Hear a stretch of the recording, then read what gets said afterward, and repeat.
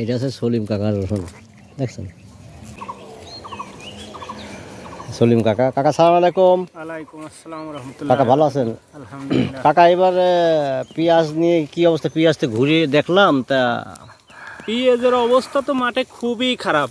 আচ্ছা, পেঁয়াজ বর্তমান যে খরা চলতেছে, পেঁয়াজ না হওয়ার সম্ভাবনাই বেশি। হ্যাঁ। আগরগুলো যাই হোক কিছু হবে না, নাবি পেঁয়াজ হবে না। সেটাই দেখলাম যে আগর পেঁয়াজটা দেখলাম যে হয়েছে একটু গুটি গুটি, কিন্তু নাবি পেঁয়াজের কোনো ইয়ে নাই। না, নাবি পেঁয়াজ হবে নাই, কারণেই অতিরিক্ত খরা, মাটিতে রস নাই। জি জি জি। যদি একটা বৃষ্টি হইতো তাহলে পরে হওয়ার সম্ভাবনা থাকতো কিছু।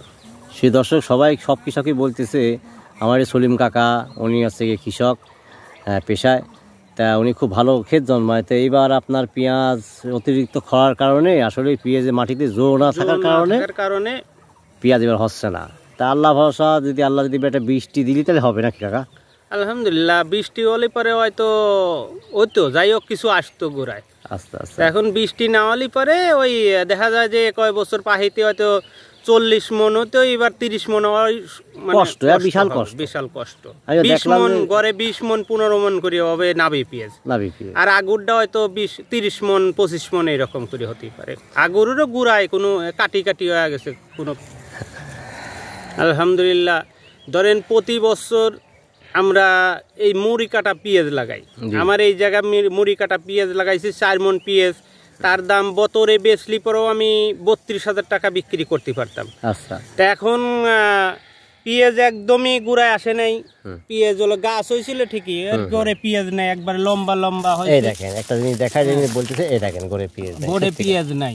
এই কারণে হাটে যা বিক্রি করতেছে এমন অবস্থা, গত রোববারে সোনাপুর বাজারে নিয়ে আমরা এই পেঁয়াজ বিক্রি করতে পারি না। প্রথমে 1200-1300 পর্যন্ত বিক্রি হয়েছিল, লাস্টে এসে 1000 টাকা করেই নেয় না। কয় যে বাহিরের পেঁয়াজ আসে দেশে ভরিয়ে গেছে। তো পেঁয়াজ আমরা বিক্রি করতে পারি না। আসলে আমরা যদি এই পেঁয়াজের দামটা না পাই তাহলে আমরা কি করে, কৃষক মানুষ আমরা কি করে বাঁচবো? 1 কেজি সারের দাম অনেক। ওষুধ আনতে গেলে পরে আমরা ওই 1 পাখি বুড়ো ওষুধ পরে 1000-1200 টাকা করে দাম পড়ে। তাতে ওষুধ দিচ্ছি তো আমরা 4-5 বার দেওয়া গেল, পেঁয়াজের কোনো ই নাই। তো এইভাবে আমরা কৃষক কি করে বাঁচবো বলেন? সে দর্শক, আসলে যে বাইরে থেকে যদি আমরা পেঁয়াজ আমদানি না করি তাহলে কিন্তু কৃষকরা বাঁচবে। তাছাড়া আপনার দাম না পারে। এবার কৃষক সব দিক থেকে ধরা, যেহেতু পেঁয়াজ এবার হচ্ছে না খরার কারণে, আবার যদিও বা পেঁয়াজ হবে, কৃষকের পেঁয়াজের দাম নেই। আমি মোহাম্মদ রেজাউর রহমান শিমুল বিদায় নেব পোলাপান টিভি থেকে। আসসালামু আলাইকুম রহমতুল্লাহি ওয়া বারাকাতুহু।